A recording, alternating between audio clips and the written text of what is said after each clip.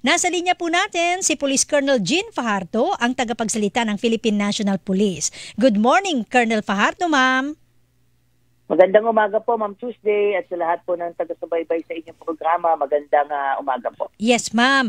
Ma'am, ano po ba ang pwedeng maitulong kaya ng Philippine National Police sa riding public bukas? Dahil sabi nga ni Yusek Ortega, inaasahan nila malaki itong makikisali sa Tigil Pasada o Unity Walk. Mayroon po ba kayong mga ipakakalat kaya na mga truck para sa libreng sakay, para sa mga pasahero na posibleng maapektuhan?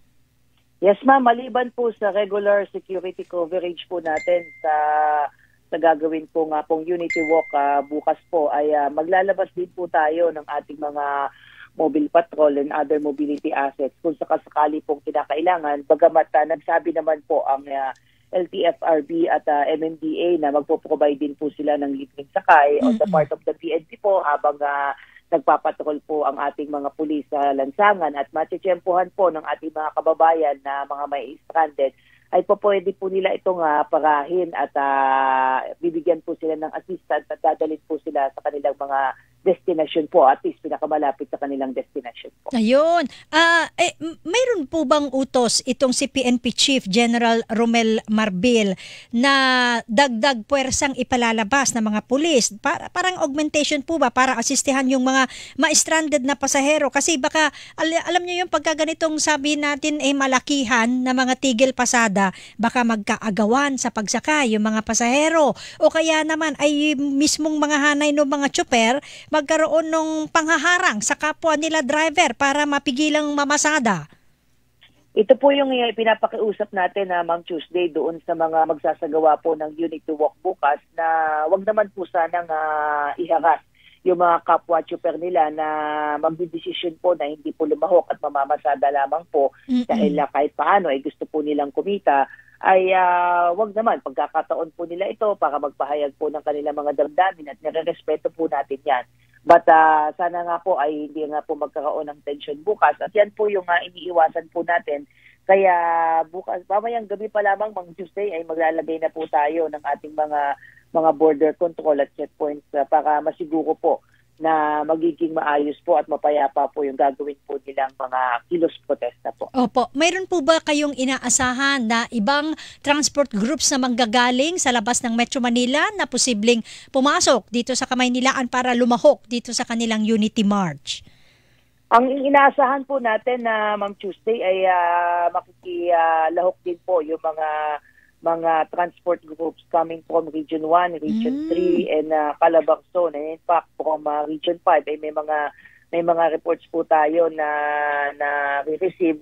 Bagamat sabi nga natin, ito ay kinukonfirm pa po natin. But just the same po, ready po ang PNP and other law enforcement agencies para mag-provide po ng security. Hindi lamang po sa ating mga kababayan na maapektuhan po ng protesta po nito. Of course, doon po sa kanilang hanay, isisiguraduhin po din natin na sila rin naman po ay mabibigyan din po ng karampatang security po. Right. Siyempre, ang mandato ng PNP pagka ganitong malakihan, yung mga protesta ay yung panatilihin ang peace and order sa lahat ng pagkakataon. Tama po, ano?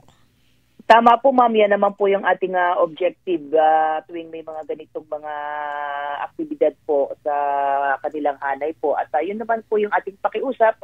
Papayagan po silang magpahayag at magsagawa ng kanilang aktibidad. Pero sana naman po ay intindihin din po nila at irespeto yung karapatan ng ibang mga kababayan natin, lalong-lalo na po doon sa mga maiipit po sa traffic. Hanggat maaari ay tutulong po tayo sa pagmamanage at pagkokontrol po ng trapiko para hindi naman po magkaroon ng obstruction of traffic po along the way ng kanilang mga lalakaran po na lugar. Ayun. Alright. Dako ako sa isa pang paksa, Colonel Fajardo, ma'am. Kumusta po ba ang paghahanap ng Philippine National Police dito kay suspended Bamban Mayor Alice Guo? May idea na po ba ang PNP kung saan nasaan ngayon si Mayor Guo? Sabi, nandito pa raw sa Pilipinas, pero saan particular kaya ng bansa naroroon? Base naman po, ma'am, sa report po ng BID ay wala pa naman pong indikasyon na nakalabas na nga po ng ating bansa si Mayor Guo at iba pa pong mga kasamahan niya na hinahanap. On the part of the PNP, ma'am, ay patuloy po tayo nakikipag-coordinate Antabayanan natin, naputol ang linya ni Colonel Fajardo. Maya-maya nandiyan na siya. Yun ang hinahanap natin, di ba? Ang tagal na niyang hinahanap. Hanggang ngayon hindi pa nagpapakita dyan sa mga pagdinig ng Kongreso at ng Senado. Yes, Colonel Fajardo, ma'am. Yes, ma'am. Ayan, naputol. Tuloy-tuloy naman po yung pagbibigay po natin ng police assistance sa opisina po ng Sergeant at Arms ng Senate na siya pong nautusan na mag-implement po nitong warrant of arrest against kay Mayor Guo at iba pa po. At tuloy-tuloy naman po, ma'am, yung ating koordinasyon at wala naman po so far based po sa report po ng BID na indication na nakalabas na po ng bansa si Mayor Alice Guo. At ang inyo pong kapulisan na Ma'am Tuesday, hindi naman po tumitigil, and I'm sure on the part of other law enforcement agencies ay vina-validate po nila yung mga information na nare-receive din po nila doon sa possible whereabouts po ni Mayor Alice Guo at iba pa po niyang kasamahan. May chances po ba na maaresto siya soon? Yan po yung ating lahat na gusto, Ma'am Tuesday, but as to the deadline or target time na ma-arresto po siya, hindi po tayo makapagbigay. But what we can assure po ay hindi po titigil, ma'am, ang inyong pambansang pulisya para tuluyan pong maisumite si Alice Guo sa jurisdiction po ng Senate. Alright. May plano po ba kaya ang Philippine National Police na magsampa ng kaso laban sa mga tao na posibleng nagkakanlong o nagtatago dito kay Mayor Guo? Kung mayroon po sapat na ebidensya at mapapatunayan po talaga na may nagkanlong po kay Mayor Alice Guo at pong ating hinahanap ay pwede po tayo magsampa ng kaukulang kaso at yan po yung lagi nating paalala. Kung sino man po ang talagang intensyon at meron talagang pagtatangka na siya ay itago at hindi talaga mahuli ng mga pulis, ay may mabibigat po silang kasong kakahakapit po. Alright. Isa pang gusto kong ihabol ito, Colonel Fajardo, ma'am, parang magto 2 weeks pa lang, bukas, para dito sa pagbubukas muli ng klase natin. Kumusta po ang monitoring ng PNP sa mga area ng malalaking eskwelahan para dito bantayan yung ating mga mag-aaral, kaugnay nitong muling pagbabalik na ng klase natin?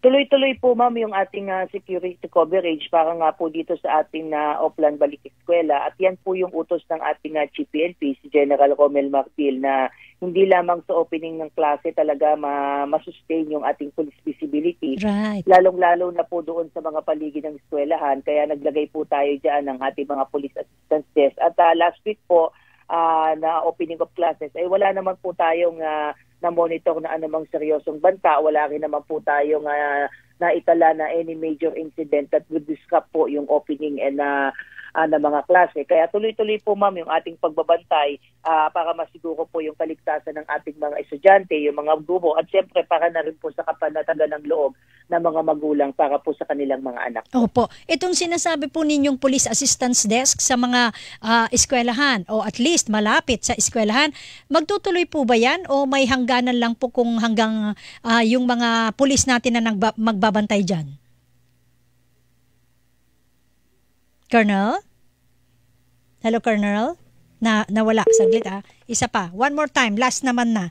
Oo. Gusto ko malaman kung yung police assistance desk natin sa mga eskwelahan o sa labas ng eskwelahan o sa loob man ng eskwelahan yan, hanggang kailan sila dyan? Pagka ba mapayapa na yung sitwasyon, kakalas na sila, pupunta sa ibang duty o talagang naka-standby na talaga sila dyan? Colonel Fajardo, ma'am, naputol po kayo? Yes, ma'am. Yung ating mga police assistance desk, ma'am, na mga humigit kumulang mga almost close to 3,600 po, ma'am, ay talaga pong pipilitin pong masustain po yan ng PNP para masiguro po na any security and public safety concerns po ay mabilis pong makaka-responde po yung ating mga pulis. At dyan lang po yan, ma'am, limited sa labas po ng mga eskwelahan. Pero may mga schools po na mga nakikiusap po sa ating mga kapulisan na from time to time ay pumasok po sa loob ng eskwelahan. At yan naman po ay pinagbibigyan natin para na rin po sa kapanatagan po ng mga school administrators. At meron din po mga eskwelahan na nag-request po na sa ating mga pulis na magsagawa po ng mga orientation para doon sa mga crime prevention tips po. At yan naman po ay lagi po nating ginagawa po. Yun ang maganda doon, ma'am, yung mga orientation para sa mga mag-aral. Paano sila makakaiwas sa posibleng krimen, ano? Pagkalabas nila ng eskwelahan. Kasi may mga ganun hindi natin alam yan for all we know, baka nakabantay din yung mga kriminal na sa labas ng eskwelahan doon sa mga estudyante. So magandang malaman ng ating mga mag-aaral, paano ba nila malalaman na sila'y nanganganib na laban doon sa mga masasamang loob? Tama naman yung orientation na ginagawa. How often po ba ginagawa yan, ma'am? Ito ay regular nating ginagawa, Ma'am Tuesday, tuwing mayroong mga pasok sa eskwelahan at bago magbukas, lalong-lalo na yung mga freshmen, ay talagang ino-orient natin sila paano pa boy ma-detect kapag sila ay sinusundan at yung mga paano nila may iwasan yung mga pandurukot doon sa mga malapit sa eskwela. At hindi lamang limited ito sa mga estudyante, Ma'am Tuesday. Yan, napuputol yung linya ni Colonel. Siguro yung kanyang signal doon, mahina doon sa lugar niya. Ayusin lang natin. Okay. Okay, Colonel? Wala pa pala. Para makapagpaaram lang siya ng maayos. Isang magandang paraan yun para iwas krimen tayo. Mayroon palang orientation na ginagawa ang Philippine National Police sa mga eskwelahan para ipagbigay alam sa ating mga estudyante o mga mag-aaral paano sila iiwas sa posibleng krimen laban dito sa mga o yung possible na pagiging biktima ng mga kriminal. Okay, go ahead, Colonel Jean. Yes, ma'am. Tuloy-tuloy po yung ginagawa nating orientation at lagi po nating ginagawa to para masiguro po na yung ating mga estudyante ay kaya rin proteksyonan ng kanilang mga sarili at maiwasan yung mga posibleng modus operandi po na ginagawa po ng mga masasamang loob. At hindi lamang po ito limited, ma'am, sa mga estudyante, pati po yung mga security personnel ay ino-orient din po natin para dahil sila po yung mga force multipliers natin, dapat alam din po nila kung paano i-detect itong mga masasamang loob na umaaligid-aligid po sa malalapit sa eskwelahan po. Alright. With that, Colonel Jean, salamat po sa oras po ninyo at wag po kayong magsasawa sa pagbibigay sa atin ng impormasyon mula sa hanay ng PNP. Thank you, Colonel Jean. Maraming salamat po, Ma'am Tuesday, at magandang umaga po. Good morning po. Mga kapuso, nakausap po natin si Police Colonel Jean Fajardo, ang tagapagsalita ng Philippine National Police. Babalik po.